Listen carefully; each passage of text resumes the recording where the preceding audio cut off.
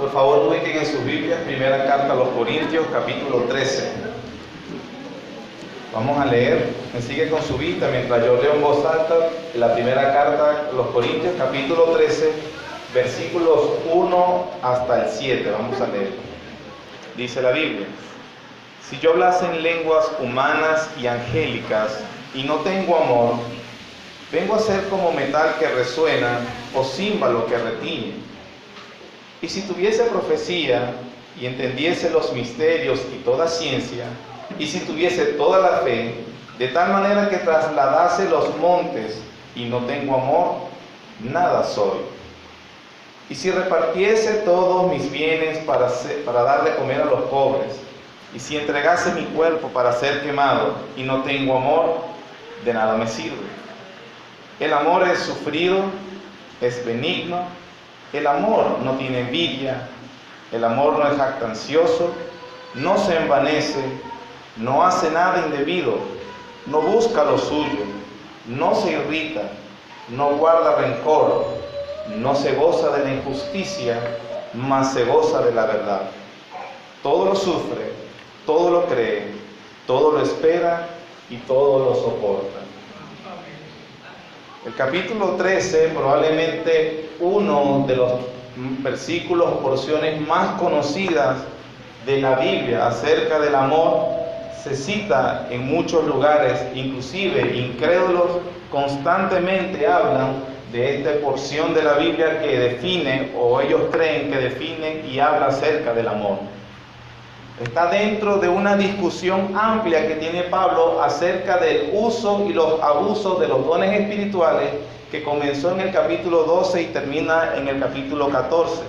Nosotros recordamos que en el capítulo 12 Pablo nos habló de la entrega, la recepción y la interrelación de los dones espirituales. El capítulo 14 más adelante nos habla del uso adecuado de estos dones, especialmente el de las lenguas. Y en este capítulo intermedio, el capítulo 13, nos habla de la atmósfera, las actitudes correctas, el motivo y los poderes y el poder apropiado para servir en la iglesia del Señor. Pablo habla del camino más excelente, el amor. Para que entendamos entonces en contexto, tenemos que leer el último versículo del capítulo 12.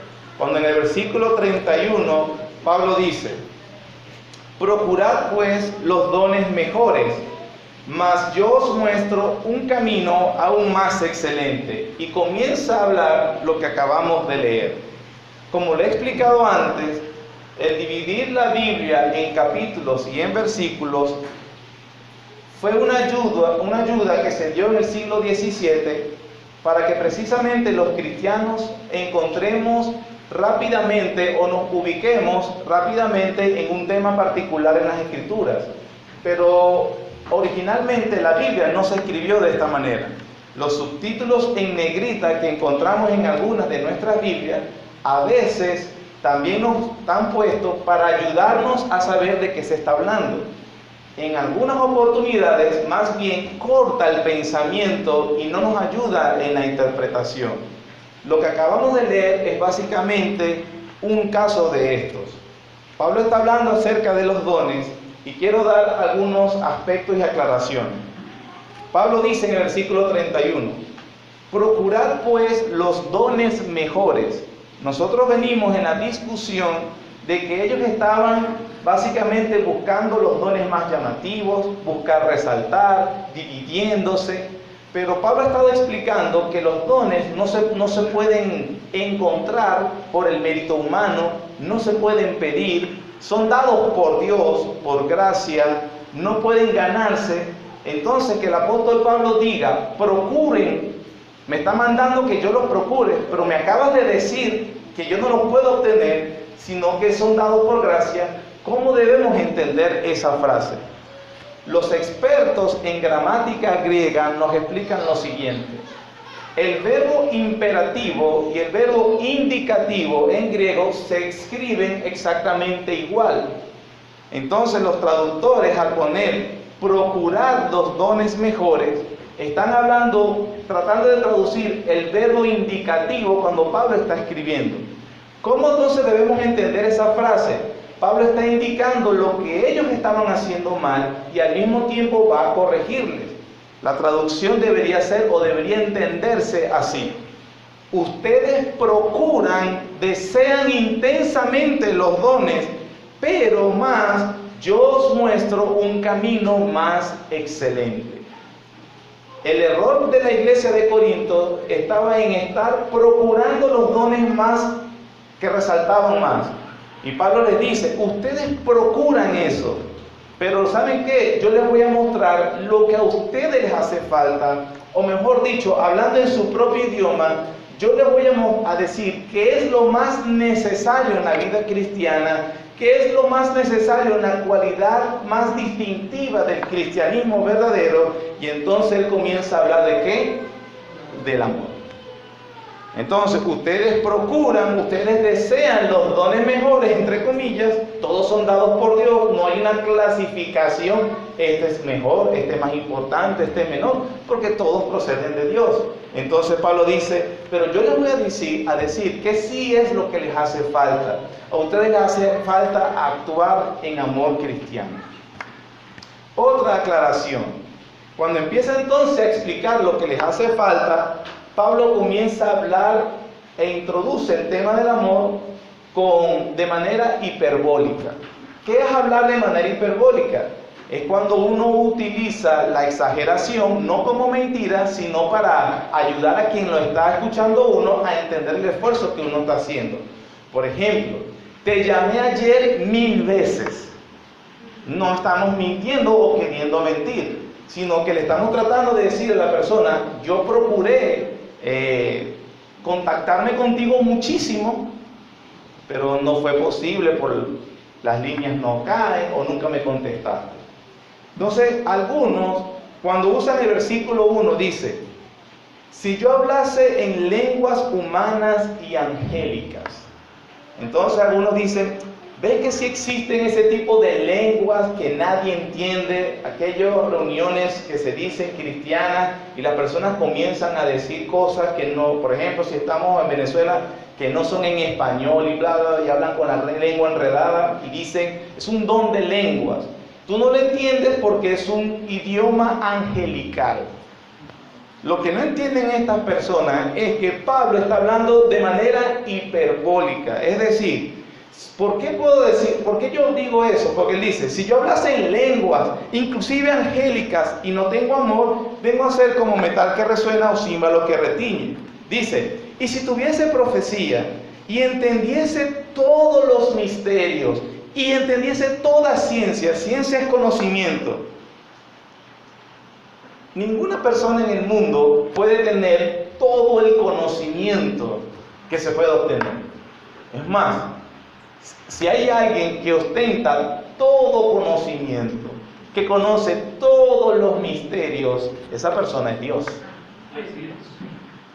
Pero ningún ser humano puede decir, he llegado a un punto en mi madurez cristiana que no hay nada que yo no deba conocer mejor. Todo lo conozco. Entonces, como Pablo no está queriendo decir que hay un punto en la vida cristiana que él todo lo sabe, entonces está hablando de manera hiperbólica.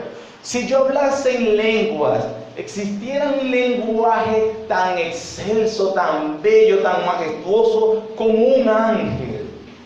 Si yo tuviera todo el conocimiento del mundo y toda la sabiduría que yo pudiera expresarle, si yo tuviese toda la profecía y entendiese todos los misterios, pero no tengo amor, entonces no es nada. ¿Me estoy explicando? Es lenguaje hiperbólico. Él no está diciendo que existe un lenguaje angelical. Por cierto, que en la Biblia hay varios episodios que se enseña que ángeles hablaron. A María se le apareció el ángel Gabriel y se comunicó con ella. A Sansón también, al papá de Sansón, apareció un ángel. Y en todas las expresiones que un ángel habló, que se enseña en la Biblia, hablaban ¿en qué? En el lenguaje que entendían las personas con que hablaban. No había un tipo de lenguaje o dialecto diferente. Amén. Sin embargo, entonces, eso es lo que estamos hablando en Corintios, y Pablo está diciendo y le está hablando y les va a enseñar acerca de la necesidad verdadera de los cristianos, que en vez de estar buscando resaltar, lucir o verse como el más importante, lo mejor, el camino más excelente que los cristianos deben entender es actuar en amor. En la iglesia de Corinto, como en la iglesia de hoy, los dones estaban presentes. La doctrina correcta también se hallaba presente, porque en el 11:2 Pablo les dijo que él los alababa por mantener las instrucciones que él les daba. Pero el amor estaba ausente. Tenían dones correctos, tenían doctrina correcta, pero no tenían amor. Parece, hermanos, que es muy común a lo largo de toda la iglesia, y debemos tener cuidado de esto. Es más fácil ser ortodoxo que amoroso. Es más fácil estar activo e involucrado en todas las actividades de la iglesia, pero no amoroso. A veces las personas terminan queriéndose involucrar en cada área, en cada lugar, con todos los hermanos que la iglesia, la actividad pueda tener. No estoy diciendo que eso está mal, o no estoy diciendo que es inapropiado para todos, pero las personas creen que esa es una manera de mostrar espiritualidad. Pero cuando tú hablas con esta persona, es una persona rencorosa, amargada, frustrada, triste. Por lo general se caracteriza por ser así. Porque es más fácil involucrarse en actividades que ser un cristiano amoroso. Hay personas que te pueden leer la Biblia, destacarte versículos, hablarte de cualquier tema, hacer una crítica, evaluar cualquier exposición, criticar un libro, criticar a otra gente, criticar a todos los cristianos, porque todos los cristianos están mal, ninguno está bien, yo soy el único que tengo la razón. Son hiperortodoxos, pero son incapaces de tratar a alguien con amor.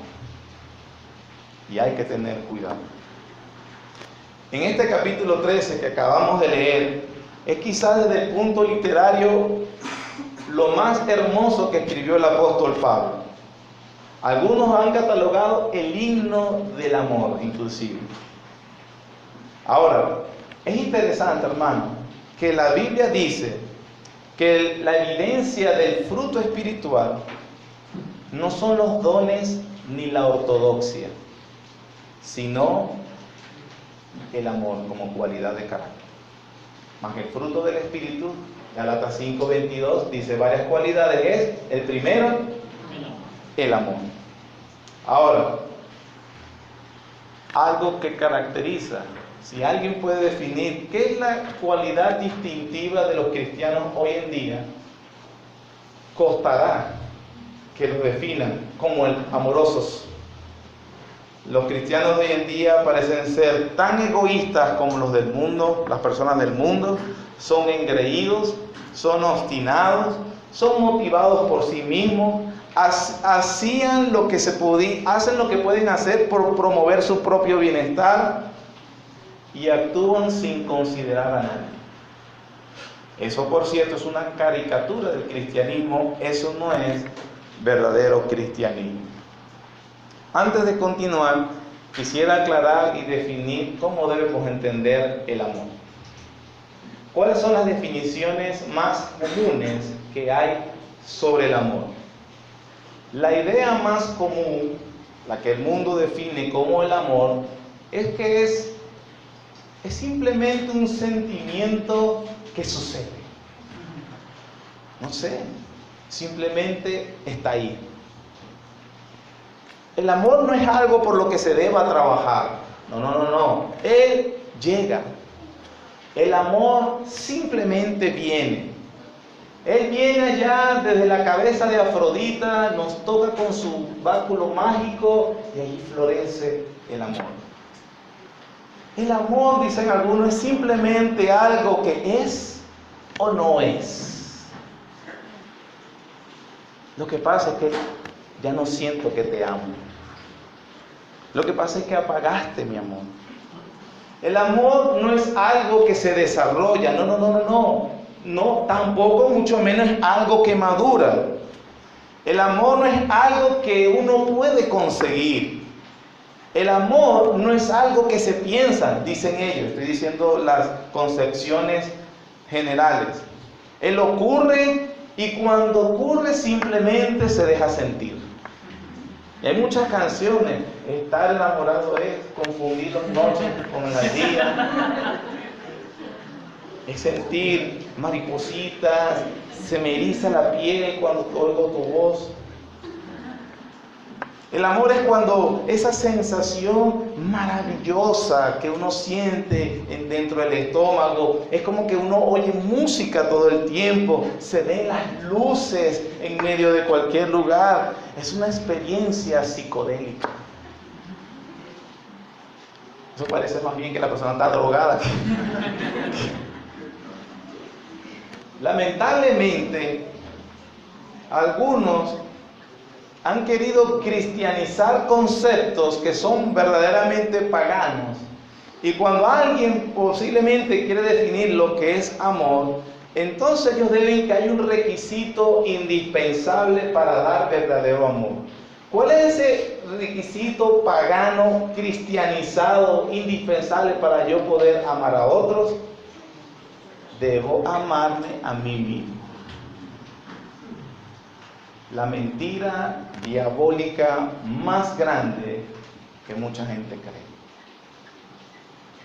Lo peor es que lo dicen basándose en unas palabras del Señor Jesucristo. Dice la Biblia que ¿cuál era el principal mandamiento de la ley? Le preguntaron en una ocasión y él dijo que había dos. Amarás a Dios sobre todas las cosas y amarás a tu prójimo como a ti mismo. El Señor dijo que el resumen de toda la ley eran dos. Hoy en día los paganos traducen las palabras de Cristo que no eran dos, sino tres. Amar a Dios, amarme a mí mismo y obviamente estoy capacitado para amar a otros. Y eso es mentira. La Biblia no enseña que la persona debe amarse a sí mismo antes de amar a otros. La Biblia y el Señor Jesús, usando la ley Levíticos 19, dice que debemos amar a otros como a nosotros mismos, porque ya presupone que la persona se ama bastante a sí misma.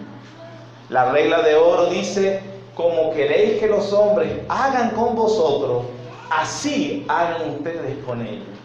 Nadie aborreció jamás su propia carne, sino que la sustenta y la cuida.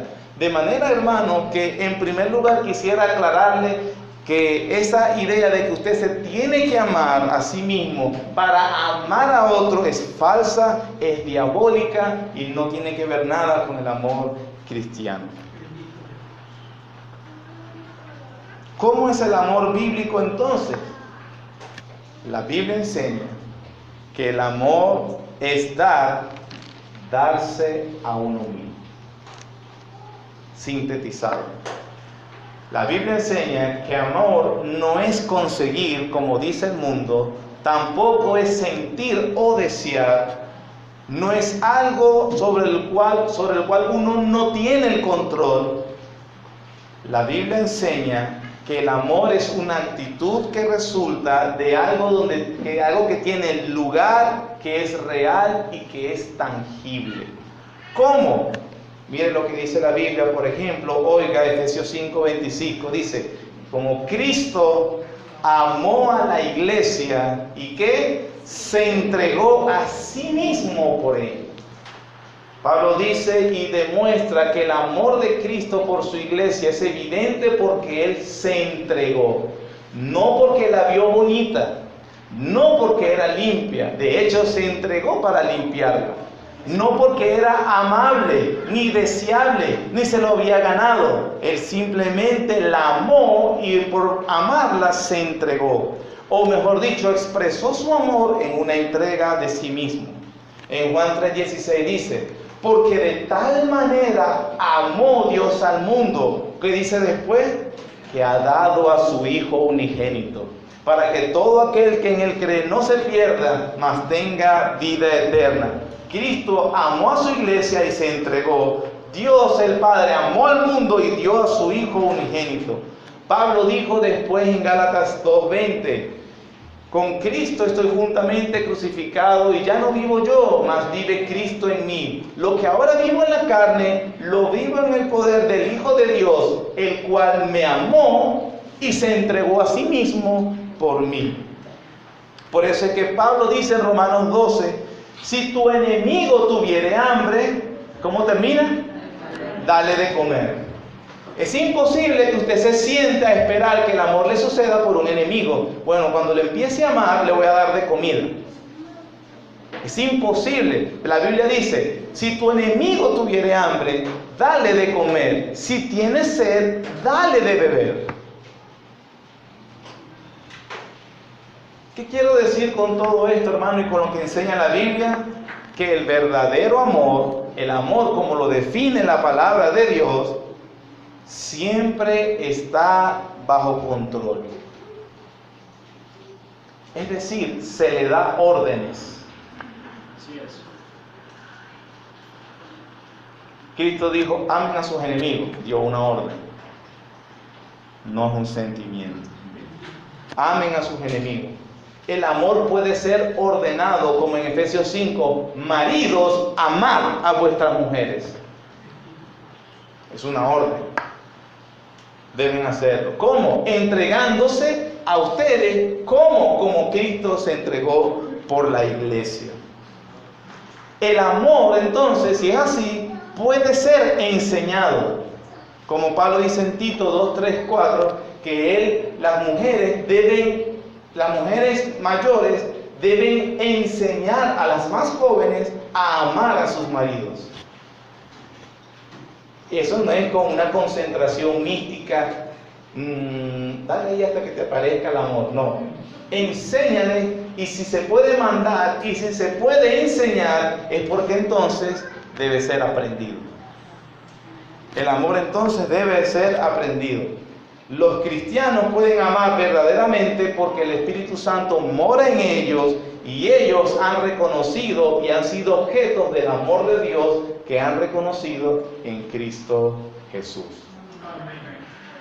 Eso es lo que enseña la Biblia acerca del amor. Ahora, ¿cómo debemos entender entonces el capítulo 13, del versículo 13, 4, cuando empieza Pablo a decir el amor es sufrido, es benigno, no tiene envidia, no es jactancioso? Un comentarista dice, Pablo es como si pusiera un prisma donde divide, ¿saben? Un prisma es un triángulo, o sea, experimento lo hizo Newton, donde se pasa la luz, que es, al ojo humano es blanca, y luego a través del prisma se dividen las luces en sus diferentes componentes, rojo, azul, que como pasa en el arco iris, la luz del sol pasa a través del agua de la lluvia y entonces nosotros podemos ver los diferentes colores. Pablo dice que, este autor dice que Pablo pone el amor en un prisma y entonces se pueden ver sus diferentes facetas, sus diferentes cualidades, sus diferentes características.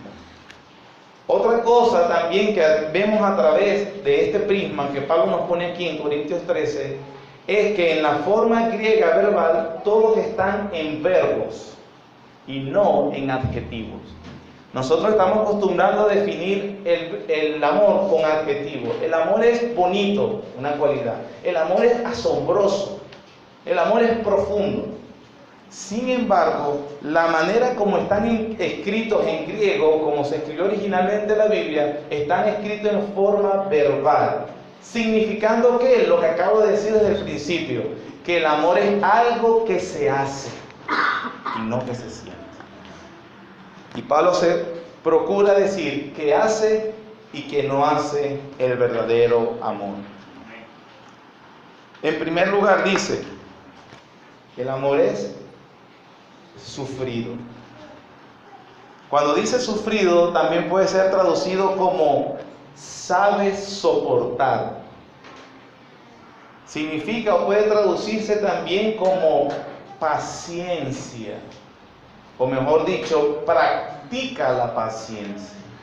El amor verdadero, el amor cristiano, practica la paciencia. Se refiere esta palabra no a las circunstancias y tener paciencia, se refiere más bien a las personas. El amor cristiano tiene paciencia con las personas, soporta a las personas. ¿Por qué es necesario soportar a las personas? Porque hay personas que son insoportables. Porque si no fueran insoportables no sería necesario usar la paciencia o practicar la paciencia. Se refiere y se usa mucho en el Nuevo Testamento a las oportunidades que tiene el ofendido de tomar represalias y no hacerlo, de vengarse. Es más, de que esta persona no responde con la misma moneda. ¿Cuál es el concepto del mundo? Si tú me amas, yo te amo. Si tú me ofendes, si tú me das un golpe, yo te doy dos. Aristóteles, el filósofo griego, enseñaba que la gran virtud de los griegos era la capacidad para no tolerar el insulto ni la ofensa más mínima. De hecho, la tendencia del mundo hoy, Aristóteles todavía, su pensamiento está más que vivo, siempre es de tener como héroes al que no se deja pisar, al que defiende sus derechos por encima de todo, al que no se deja, al que obviamente responde, al que se venga. Las películas, por ejemplo, que hoy más se disfrutan, por lo general tienen un cuadro así en general.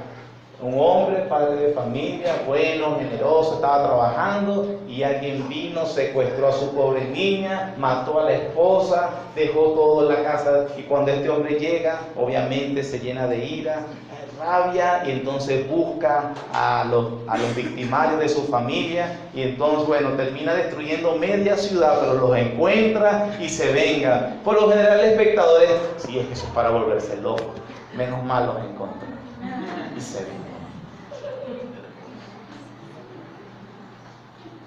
Así piensa el mundo, hermano. Así no piensa un cristiano. O así nos enseña la Biblia que no piensa un cristiano. Se dice, una vez leí sobre quien fue el primer presidente de Estados Unidos, Abraham Lincoln. Dice que antes de ser presidente y cuando estaban en su proceso para que lo eligieran como presidente, él tenía un enemigo político que de apellido creo que se llamaba Stanton o algo así.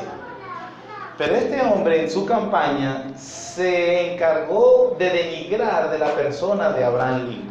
Sus historiadores dicen que no era necesario, él hablaba en público y decía, no era necesario ir a África para ver chimpancés o para ver monos, porque en Illinois, donde el estado donde Abraham Lincoln estaba uno, no era necesario viajar, sino que podían verlo allí mismo. Se refería a él como el payaso ingenioso. Lo que sus amigos no entendían es que Abraham Lincoln nunca respondió a esas ofensas en público. Una vez que lo eligieron presidente, necesitó obviamente un ministro de defensa. Entonces Abraham Lincoln llamó para ese cargo a su enemigo que lo venía ofendiendo. Para el asombro de sus colegas, le dijeron, ¿por qué puso un cargo tan importante a alguien que abiertamente era su enemigo y lo denigraba? La respuesta de Abraham Lincoln fue, porque él es el mejor para ese puesto. Cuando él, los años después que murió, dicen que este hombre Stanton estaba en la tumba de Abraham Lincoln llorando y expresó una frase como esta: en este ataúd yace el mejor gobernante del mundo. Yo no estoy diciendo que lo que decía era verdad. Lo que quiero decir es que la animosidad de este hombre fue bajado por el espíritu de no represalia de este Abraham. A veces cuando las personas intentan, buscan, nos empujan, nos tientan para el punto de sacarnos de nuestras casillas, es necesario, hermano, practicar la paciencia. soportar los demás. En segundo lugar, dice Pablo, el amor es benigno. Es decir, es bondadoso. Significa de que esta persona es útil, servicial, es afable. Es una voluntad activa. No es alguien que está sentado, ay, yo los amo mucho a todos, pero soy incapaz de hacer algo. Un esposo sería muy interesante que más que decirle a su esposa, te amo, que lo puede decir mucho, se comporte de manera bondadosa, generosa, servicial, afable. El primer lugar, hermano, donde mostrar la benignidad es en el núcleo familiar. Porque siempre es típico en la iglesia, buenos días, hermano, hermana, Señor te bendiga, una sonrisa. Y todos en la familia extrañados, porque este no es así. Ojalá la iglesia estuviera en la casa. Porque en la casa es irascible, repugnante, odioso, terco. ¿Cuántos somos así? Qué lástima que realmente no entendemos cómo es el amor cristiano. Esto digo porque por lo general son los maridos que actúan así, pero también hay esposas que actúan de esa manera. Son odiosas, son respondonas, son muy críticas. Y eso no significa de tolerar los errores del esposo, pero hay maneras, momentos, formas, entendiendo que eres su esposa. Hay esposas que le hablan a sus maridos como si fueran su mamá, y es una falta de respeto. Es una falta de respeto. Usted debe entender, tanto los esposos como las esposas, que usted debe ser benigno, útil, servicial, afable. Tercera cualidad que dice es que el amor no tiene envidia. Hay dos formas básicamente de envidia. La primera es, quiero lo que esa persona tiene. Si tiene un carro más nuevo, yo también quiero un carro más nuevo. O yo quiero uno igual. Si tiene una casa, yo quiero esa casa. Si tiene un trabajo donde gana cierto dinero, yo quiero ganar. Si esa persona es elogiada por algo, yo me resiento porque yo también quiero que me reconozcan mi trabajo también.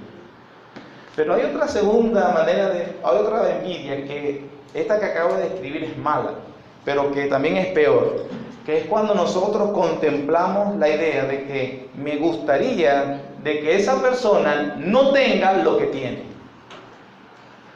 Sucede mucho cuando vemos a alguien que ha progresado o le va bien. Eso seguro es un narcotraficante,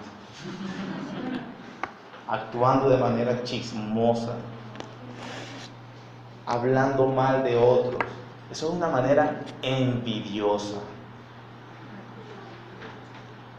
Ay, sí, por el marido que tiene. Envidiar al esposo de otra mujer. Ah, sí, la esposa genial que tiene. Envidiar la esposa. Ay, sí, mis hijos nunca dicen grosería. Envidiar el comportamiento de los hijos de otra persona. Desear que la persona no tenga lo que tiene. Es interesante que la Biblia dice que el primer pecado que la Biblia describe es el de la envidia. Eva tuvo envidia de Dios. Seréis como Dios, le dijo la serpiente, y ella, sí, yo quiero eso. Caín asesinó a su hermano por envidia. Vean que la envidia, bueno, es un pecado que nadie sabe, yo me resiento, pero no lo comunico. Bueno, a Caín la envidia lo llevó al asesinato. Daniel fue arrojado al foso de los leones porque lo acusaron los que le tenían envidia.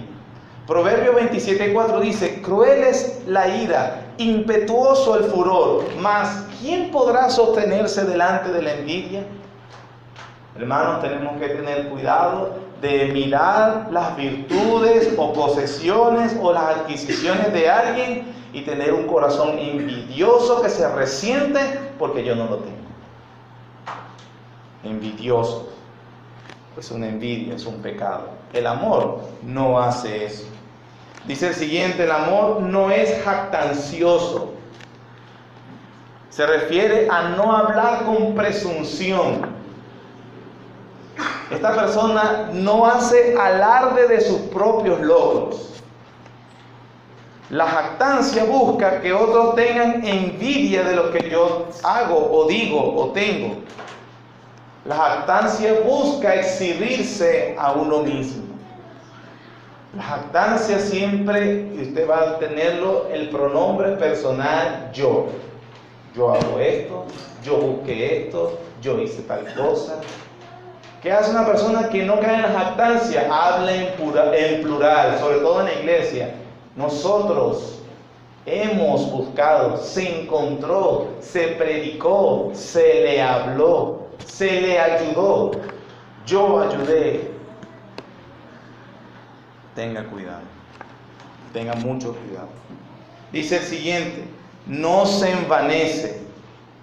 Envanecerse es una persona engreída, hinchada, prepotente porque cree que no tiene necesidad de nada y de nadie. En 1 Corintios 4, Pablo le dijo a los corintios mismos, porque 4:7, porque ¿quién te distingue? ¿Qué tienes que no hayas recibido? Y si lo recibiste, ¿por qué te glorías como si no lo hubieras recibido? Es la persona que puede tener alguna virtud, sea material o sea de otro tipo, y creerse, envanecerse, hincharse, creerse superior por los demás, por ostentar. Algunas personas han tenido privilegio de estudiar, de graduarse, de tener una profesión y creerse superior a otros que de repente no tuvieron la misma oportunidad. Esa oportunidad vino por la misericordia de Dios. Debió haber sido útil para el servicio de los demás, no para engreírse o creerse superior a los demás. Al misionero, por decir el padre de las misiones modernas, era William Carey.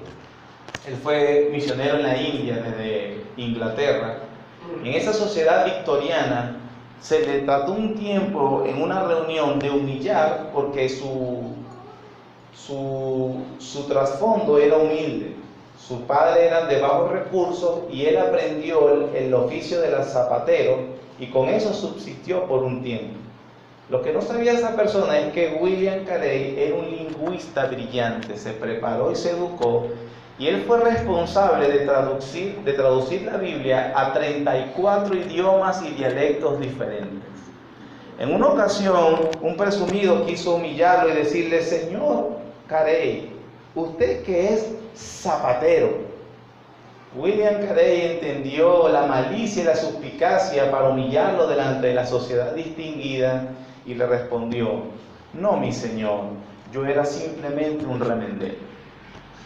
34 idiomas y dialectos diferentes tradujo la Biblia. Era un intelectual de primera línea, pero no tenía necesidad de defenderse ni de jactarse.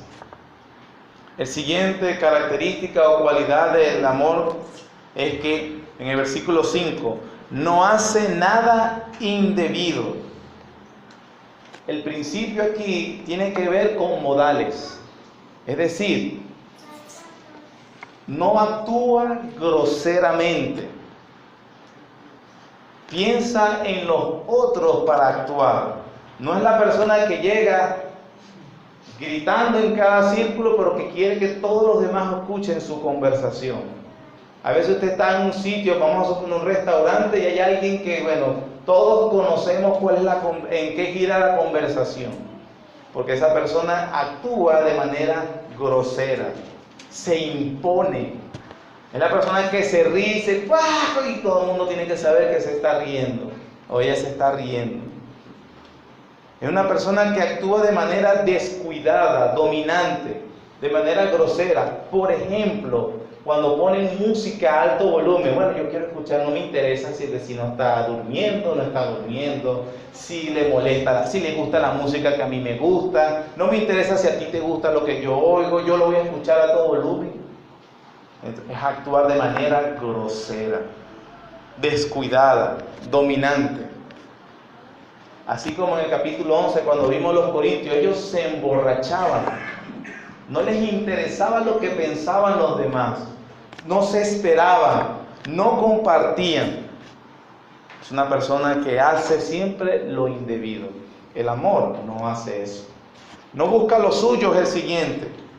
Es decir, no se preocupa solamente por sí mismo. En Filipenses capítulo 2, Pablo da ese ejemplo en el capítulo 2, versículo 3. Nada hagáis por contienda o por vanagloria, antes bien con humildad, estimando cada uno a los demás como superiores a él mismo, no mirando cada uno por lo suyo propio, sino cada cual también por los de los otros. Haya pues en vosotros este sentir que hubo también ¿en quién? En Cristo Jesús. El fundamento para que yo pueda actuar de una manera libre en beneficio de otros y no procurando el mío, es que yo imito a Jesucristo. Esto no tiene nada que ver con lo que hizo o dejó de hacer la otra persona, porque entonces Cristo, quien me salvó y que conozco y yo lo imito, me libera para yo actuar y amar de esa manera. Dice la Biblia que también el siguiente es que no se irrita. Significa que se guarda de arranques compulsivos de ira. Tiene que ver con ofenderse desmedidamente por lo que a uno le hacen personalmente. Es sentirse indignado, humillado, frustrado. ¿Cómo me va a hablar esa gente así a mí? A mí. La Biblia dice que el amor verdadero cristiano no se irrita. No es muy convincente decirle a una esposa, te amo, si vivo irritado todo el tiempo contra él. No es convincente decirle a unos hijos, te amo, si todo el tiempo estoy frustrado, amargado, porque ellos básicamente estorban las actividades que yo necesito hacer. No se puede vivir de manera irritada con todas las personas que uno vive, interactúa constantemente. La siguiente es, no guarda rencor. Es un término que se usa en la contabilidad para llevar las cuentas, registrar los ingresos, los egresos.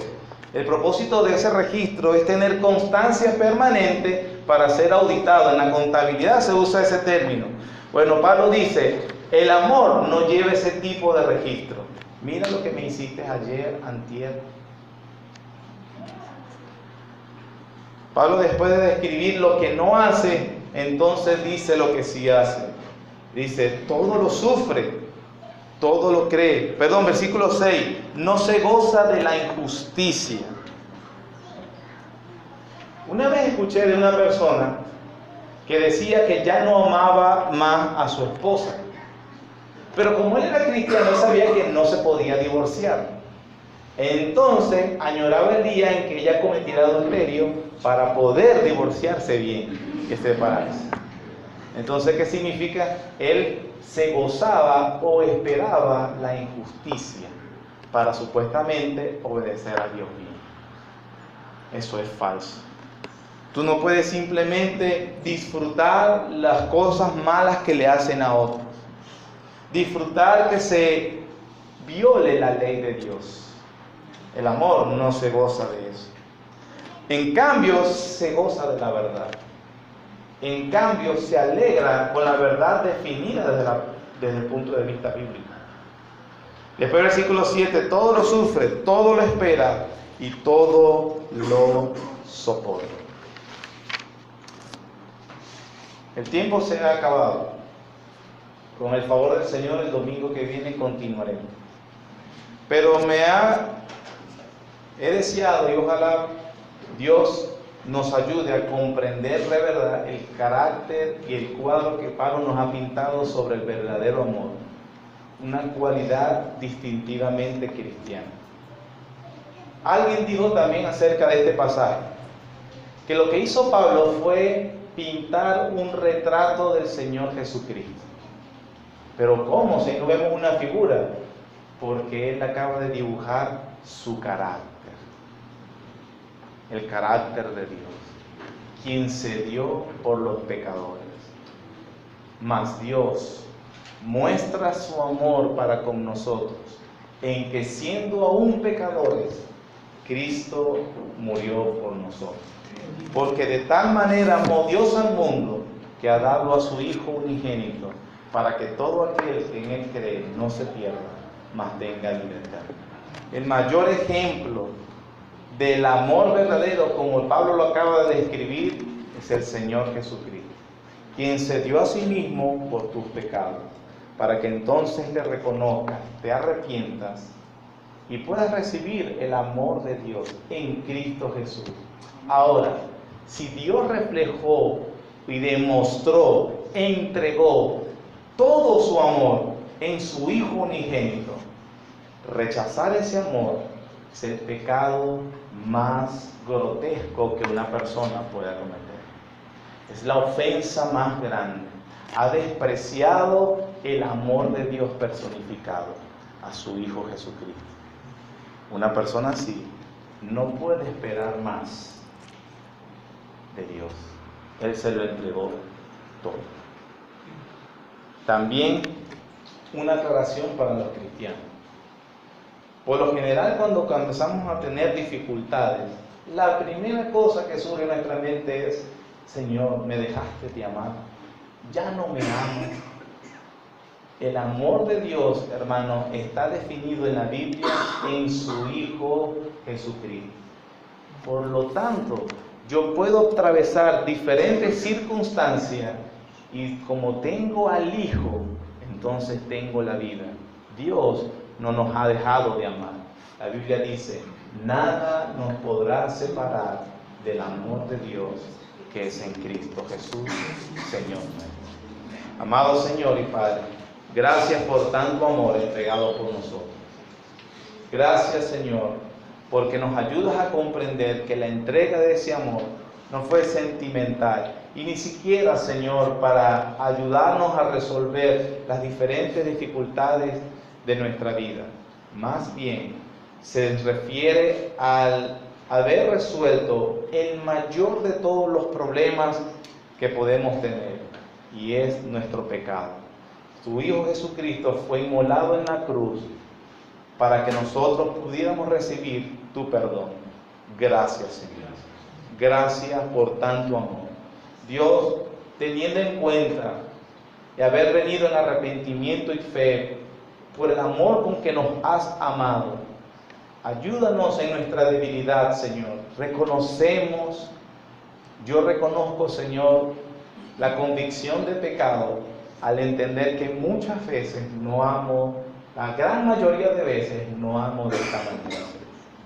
Oh Dios, ayúdame, por favor, ayúdanos para que amemos, e inclusive en nuestro núcleo familiar, las personas más cercanas a nosotros podamos reflejar el dulce aroma del carácter de Cristo descrito en este pasaje. Y a una vez que lo hagamos con nuestros familiares más inmediatos, también lo reflejemos en cualquier lugar donde interactuemos. Ayúdanos por tu gracia, Señor, para que las personas puedan reconocer verdaderamente el amor de Dios en nosotros. En el nombre de Jesús. Amén.